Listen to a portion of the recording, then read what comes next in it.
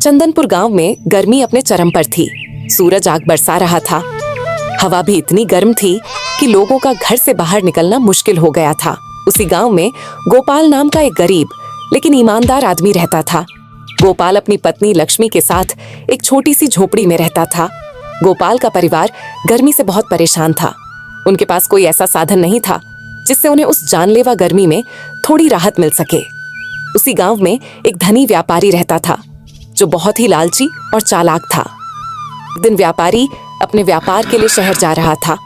तपती धूप में चलते चलते उसका घोड़ा थक गया और उसने एक पेड़ के नीचे आराम करने का फैसला किया। सफर के दौरान उसकी सोने के सिक्कों से भरी कीमती थैली कहीं गिर गई। उसने घंटों अपनी थैली तलाश की मगर थैली का कोई पता न चला। उसने गांव में घोषणा करवाने का फैसला किया।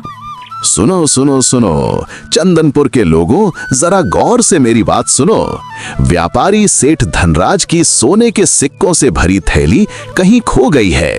जो भी गांव का आदमी सोने के सिक्कों की थैली को तलाश करके व्यापारी जी को लाकर देगा, उसे 10 सोने के सिक्के इनाम में दिए जाएंगे।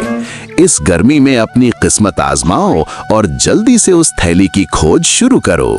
अरे ये व्यापारी हमें क्या मूर्ख समझता है जो इस जानलेवा गर्मी में हम इसके सोने के सिक्के की थैली ढूंढते फिरें।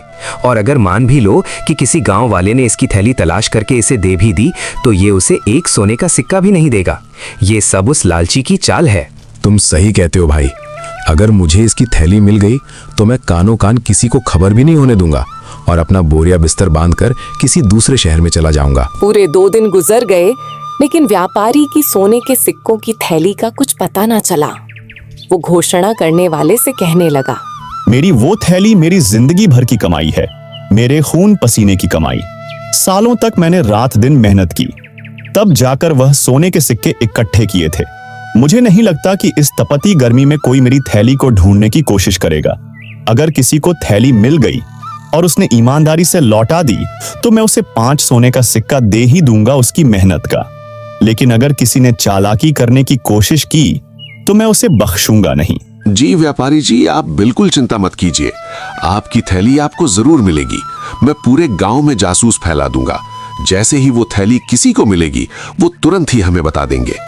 उधर गोपाल की पत्नी लक्ष्मी अपने पड़ोसन कमला के साथ अपने घर के बाहर बैठी थी। लक्ष्मी, इस बार की गर्मी तो जान लेकर छोड़ेगी।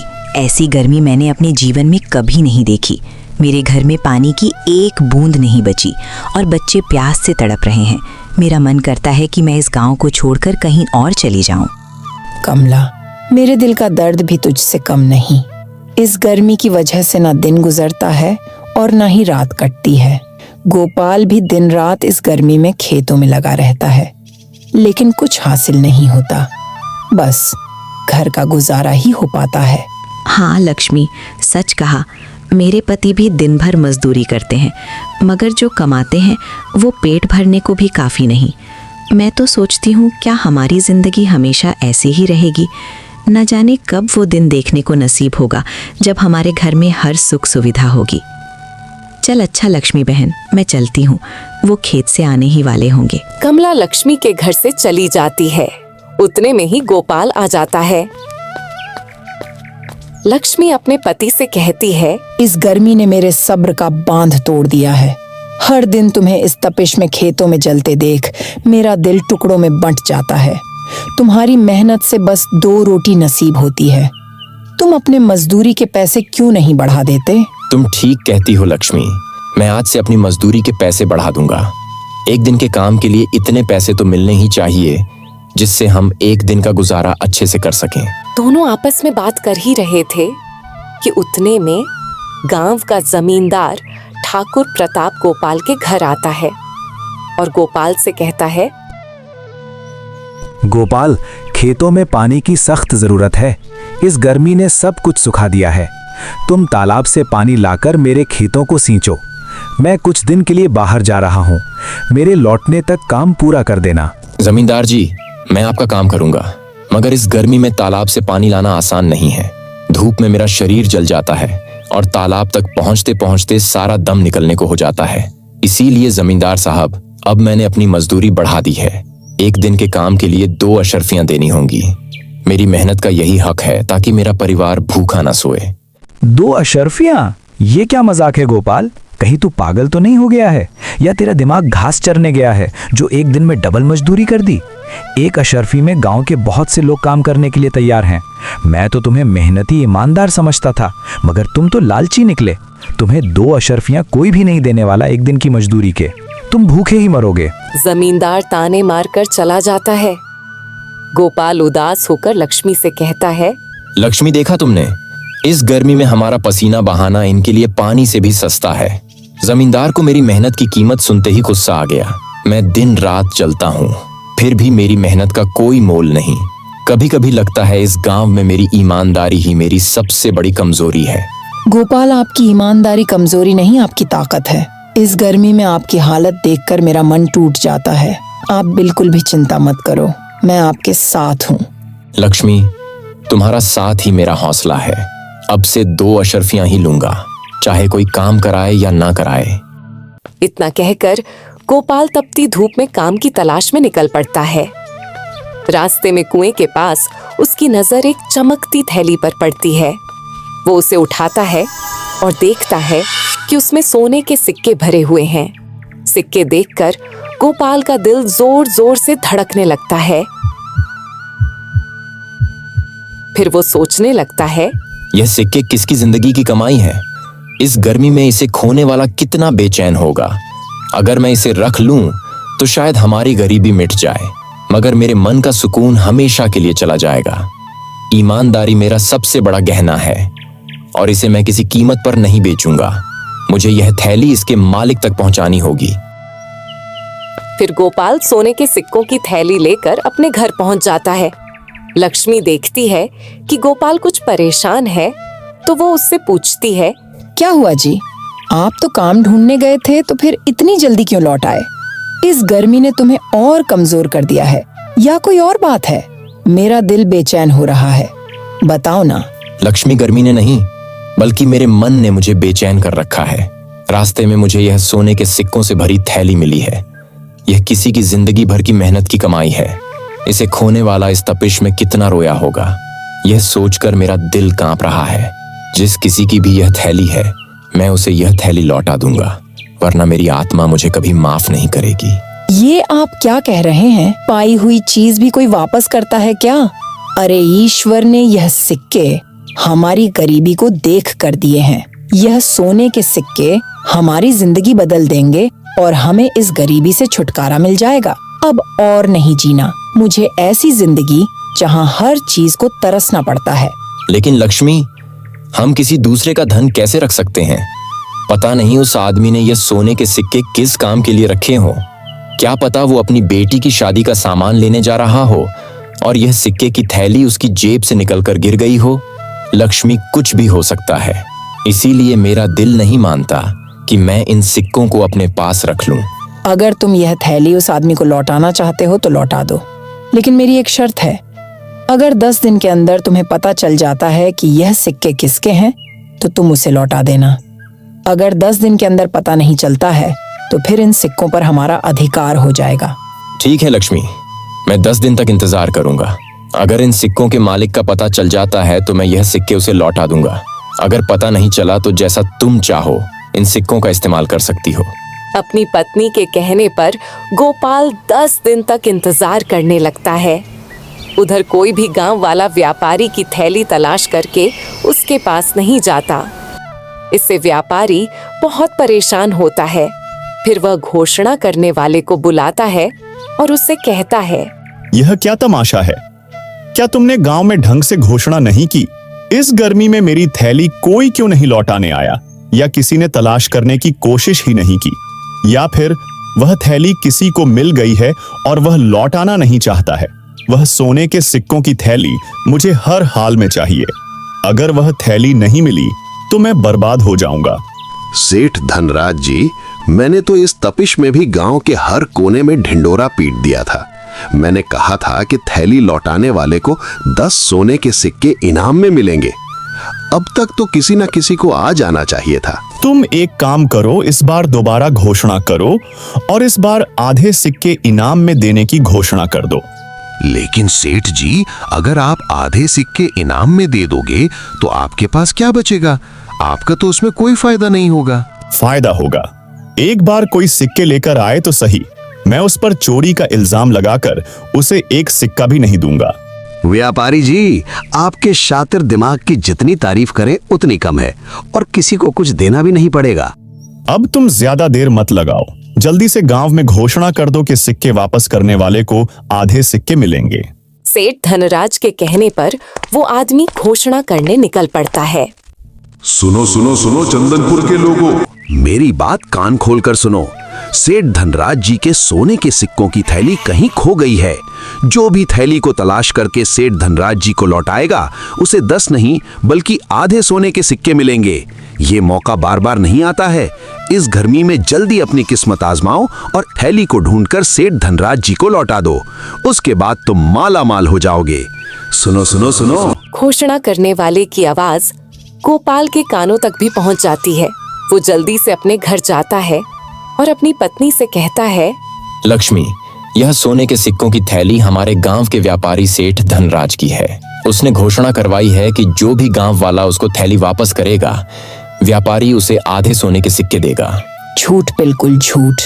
वो व्यापारी कभी ऐसा नहीं करेगा। वो लालची है। वो अपने आधे सोने के सिक्के भी किसी को दे दे, यह वो कभी नहीं करेगा। यह सब उसकी चाल है। उसने गांव के बहुत से लोगों को धोखा दिया है।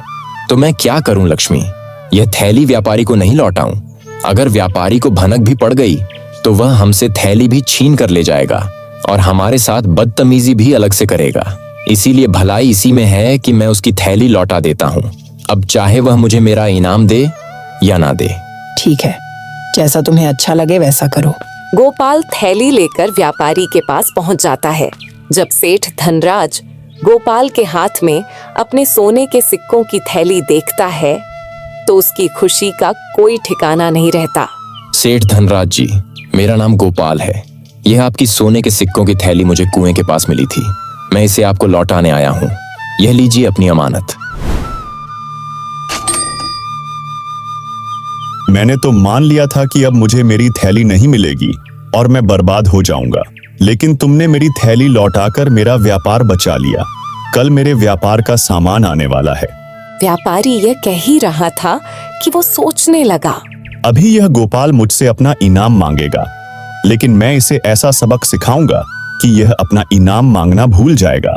यह सोचकर व्यापारी सोने के सिक्के गिनने लगता है। फिर गोपाल से कहता है, इस थैली में 100 सोने के सिक्के थे, लेकिन इसमें तो अब 50 ही सिक्के मौजूद हैं। मुझे लगता है कि तुमने अपना इनाम पहले ही निकाल लिया। चलो, अच्छा किया।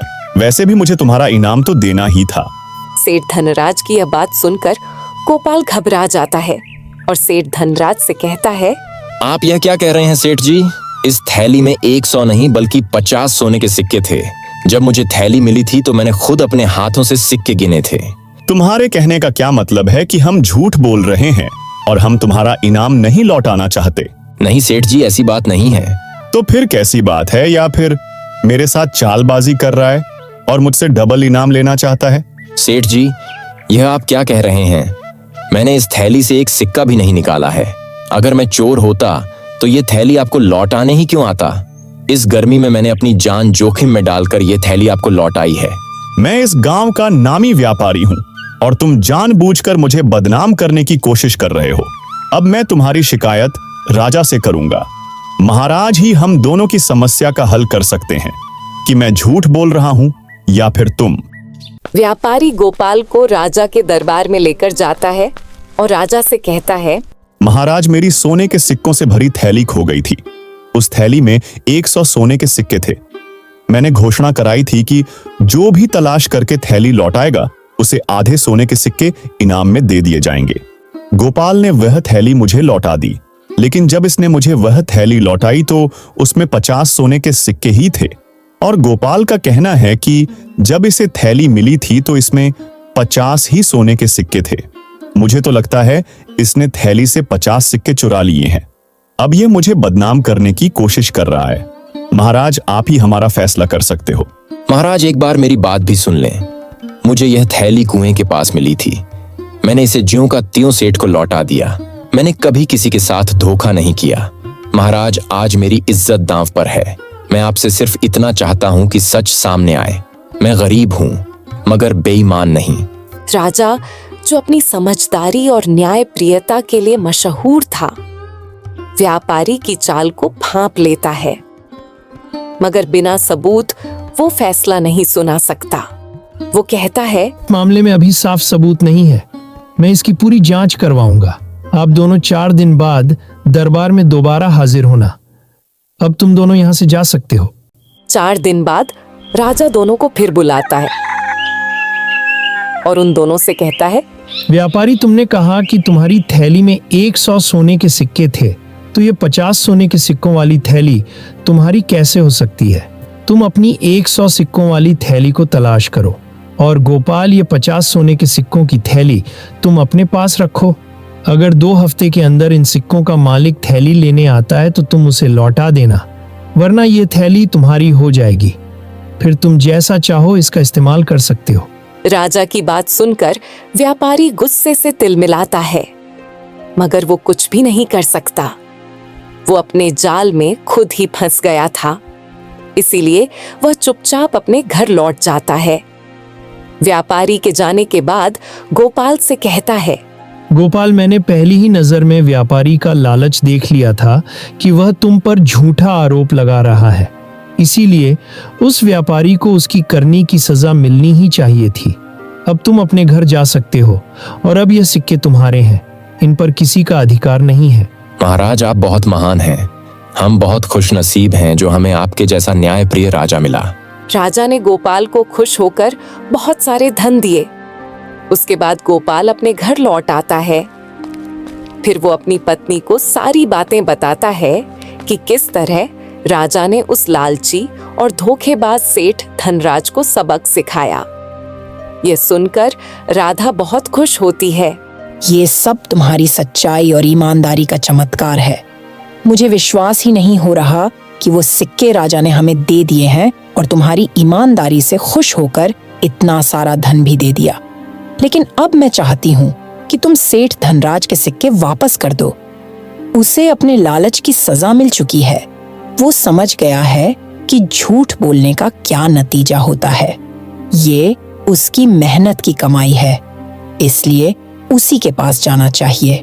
किसी का हक मारना हमें शोभा नहीं देता। लक्ष्मी, तुमने मेरे मन की बात कह दी। चाहे व्यापारी ने मेरे साथ गलत किया, मगर हम उसकी तरह नहीं बन सकते। अगर हम उसकी थैली रख लेंगे तो हमारी ईमानदारी का क्या मोल रह जाएगा। मैं इसे लौटाने जा रहा हूं। गोपाल थैली लेकर व्यापारी के पास पहुंच जाता है। गोपाल को देखकर व्यापारी गुस्से से आग बबूला हो जाता है और गोपाल से कहता है, अब क्या लेने आया है गोपाल? सोने के सिक्के तो मिल ही गए तुझे। अब क्या मेरी जान लेने आया है? मैं आपकी जान नहीं, बल्कि आपके सिक्के वापस करने आया हूं। मैं नहीं चाहता कि मेरी वजह से आपके साथ अन्याय हो। यह लीजिए अपने सोने के सिक्कों की थैली। गोपाल, आज तुमने मेरी आंखें खोल दी हैं। मैं लालच में अंधा होकर तुम पर झूठा इल्जाम लगाया। उस थैली में 100 नहीं बल्कि 50 ही सिक्के थे। मैंने तुम्हारे जैसे भले और सच्चे इंसान को बदनाम करने की कोशिश की। मैं तुम्हारा गुनहगार हूं गोपाल, मुझे माफ कर दो। आज मैंने सीखा कि असली अमीरी ईमानदारी में है। व्यापारी जी, आपको अपनी गलती का एहसास हो गया। मेरे लिए यही सबसे बड़ा इनाम है। इंसान गलतियां करता है, मगर उन्हें सुधारने वाला ही सच्चा इंसान है। बस अब आप किसी और के साथ ऐसा ना करना। गोपाल, तुमने सिर्फ मुझे थैली नहीं, एक नया जीवन दिया है। मैं वादा करता हूं, अब मैं लालच और चालाकी छोड़ दूंगा और हमेशा ईमानदारी से अपना व्यापार चलाऊंगा। व्यापारी को अपनी गलती का एहसास हो जाता है और फिर वह ईमानदारी से अपना व्यापार करने लगता है और गोपाल भी अपनी पत्नी लक्ष्मी के साथ सुख चैन से जीवन बिताने लगता है।